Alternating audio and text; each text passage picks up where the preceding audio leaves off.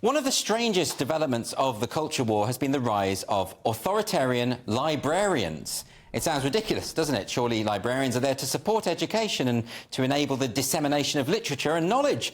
But this week it was reported that the library service in Calderdale Council has been hiding books by feminists such as Helen Joyce and Kathleen Stock. The Labour-run council confirmed that although these books would still be in the catalogue and they could be requested, they were, quote, not visible on the library shelves. This is very odd. Now, I've read the books in question by both Helen Joyce and Kathleen Stock, and they are rigorous, intelligent and important studies concerning one of the key issues of our time.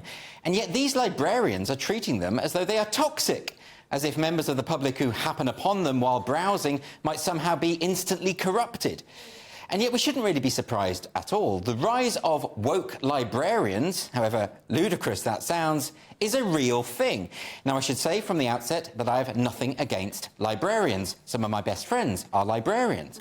But there is something about the profession that seems to attract the kind of paternalistic Pharisee who believes that it's their job to protect others from wrongthink. Let me give you some other examples. So a few years ago, it was reported that the former poet laureate Ted Hughes was included on a watch list created by the British Library because of a family connection with a slave owner. Turns out the connection was false, and the library issued an apology. But why was the foremost library in the UK creating this kind of watch list in the first place? Well, it was because in the wake of the killing of George Floyd, the library had commissioned what they called a decolonising working group, which decided that they should review the collections and draw up a list of any authors with problematic pasts. This same group also claimed that the library's main building was a monument to imperialism because it looked a bit like a battleship. I'm not even joking. And in 2021, the Waterloo Region District School Board in Canada identified and removed books that were considered, quote, harmful to staff and students. At the same time, other school libraries in Canada were disposing of copies of Harper Lee's novel To Kill a Mockingbird and Margaret Atwood's The Handmaid's Tale following complaints about, quote, racist, homophobic or misogynistic language and themes. And then there was the Ottawa Carleton District School Board, which removed copies of William Golding's Lord of the Flies on the grounds that the themes of the book were, quote, outdated and too focused on white male power structures. Had they even read the book? If Lord of the Flies really is a comment on white male power structures, it can hardly be said to be an advertisement. And then, of course, there's the whole trigger warning phenomenon. When archivists at Homerton College in Cambridge were engaged in a project to upload their collection of children's literature to the internet, they decided to flag a number of books with trigger warnings, books such as Little House on the Prairie and The Water Babies, and various books by Dr. Seuss. And the archivists said they wanted to make their digital collection, quote, less harmful in the context of a canonical literary heritage that is shaped by and continues a history of oppression. But books by Dr. Seuss aren't oppressive or harmful, even if they do contain outdated racial stereotypes. They were written a long time ago, and readers understand that. Of course, that hasn't stopped the estate of Dr. Seuss from withdrawing a number of titles from sale altogether. You can't even buy them anymore. But the most revealing aspect of this story from Cambridge is a statement that the archivists at Homerton College put out. They said it would be a, quote, dereliction of our duty as gatekeepers to allow such casual racism to go unchecked. Gatekeepers. Now, I thought they were meant to be custodians, not gatekeepers. And this is what is known as saying the quiet part out loud. Because really, all of this behaviour is edging towards censorship. For librarians and archivists to apply warnings to books or to hide them from the public, it's for them to say, we don't think these books are good for you. We don't trust you to read these books and not to pick up some bad ideas. We must protect you from their influence. In other words, they're treating the public like a parent treats a small child. And we shouldn't stand for it. Even the application of trigger warnings is a problem in of itself. True, the books aren't being censored, but a trigger warning buys into the false belief that words and violence are the same thing. It implies that these books are dangerous and in the wrong hands could cause trouble.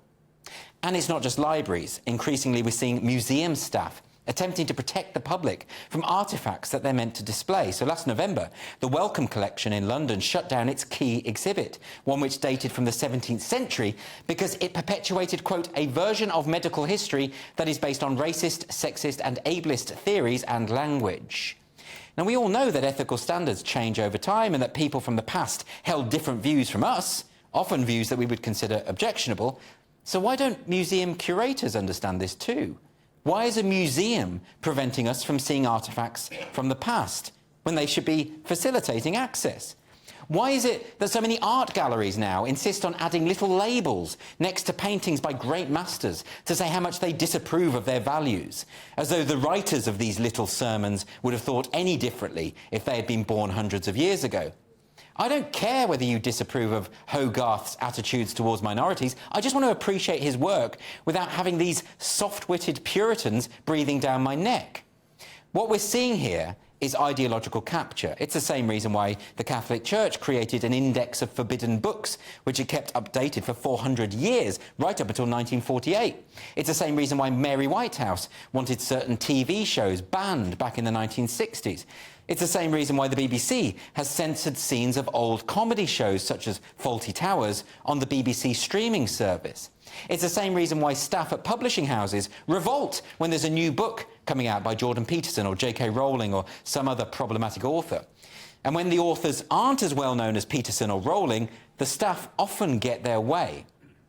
And if you don't think any of this is authoritarian, what about the time when the body in charge of elementary and secondary schools in southwestern Ontario authorised the ritualistic burning of books if they contained outdated stereotypes in what they described as a flame purification ceremony? Almost 5,000 books, including copies of Tintin and Asterix, were removed from shelves and were destroyed or recycled, because of course only the most progressive people in history have ever burned books.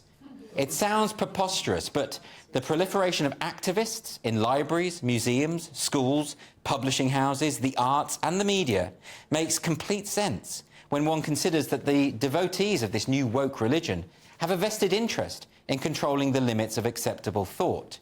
To use their own words, they are the gatekeepers. But as adults in a civilised and liberal society, we don't need to be coddled, particularly by people whose capacity for critical thinking has been stunted by ideology. They say it's for our own good, but what tyrant in history hasn't made a similar claim? So enough with the woke librarians. If activists are hiding books from you, the very best thing you can do is seek those books out and read them. These petty little authoritarians will do anything to control your speech and your thoughts. Don't let them get away with it.